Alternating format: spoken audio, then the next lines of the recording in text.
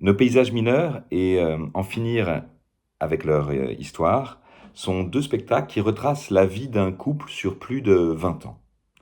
Liliane et Paul, donc ce couple, se rencontrent en 1969, juste après mai 68, dans un compartiment voyageur d'un train qui relie Paris à Saint-Quentin en Picardie. Lui, Paul, est issu de la grande bourgeoisie littéraire parisienne et Liliane, elle, de ce qu'on appelait autrefois le prolétariat. Sans jamais quitter le compartiment voyageur dans lequel ils se sont rencontrés, nous allons assister sur 7 ans à la lente décomposition de leur histoire d'amour. Une histoire d'amour qui ne résiste pas à l'antagonisme social.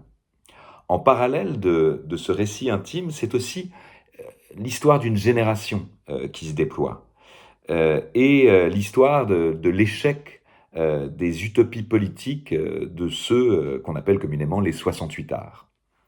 On retrouve dans la deuxième pièce Liliane et Paul, 16 ans après, en 1992. 1992, c'est une autre date importante puisqu'elle marque la fin effective du bloc de l'Est avec l'entrée dans le marché commun des anciennes démocraties socialistes. Cette fois-ci, Paul et Liliane vont connaître une ultime confrontation en déambulant la nuit dans les rues de Paris, une promenade nocturne donc dans ces rues magnifiques, mais une promenade ponctuée comme ça de cris, de courses, de heurts passionnés. Ils vont avoir l'occasion, au cours de cette déambulation, eh bien, d'éprouver une dernière fois à la fois toute la puissance de leur amour, mais aussi son caractère profondément impossible et désespéré. On apprend aussi dans cette pièce qu'ils ont eu, par accident, un fils, Martin. Vous l'aurez peut-être compris, cette histoire s'inspire pour une part de celle de mes parents. Pourtant, la fiction et la réalité se confondent en permanence, et c'est peut-être parce que ces deux personnages, Liliane et Paul, sont tous les deux romanciers.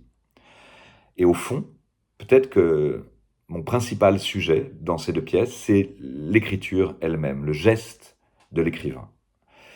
Voilà, ces personnages sont interprétés par deux acteurs formidables, Adeline Guillot et Vladislav Galar, et ils sont accompagnés en musique par un violoncelliste exceptionnel, Vincent Segal. Je vous invite donc à découvrir ces spectacles et j'espère avoir l'occasion d'échanger avec vous peut-être à l'issue d'une des représentations.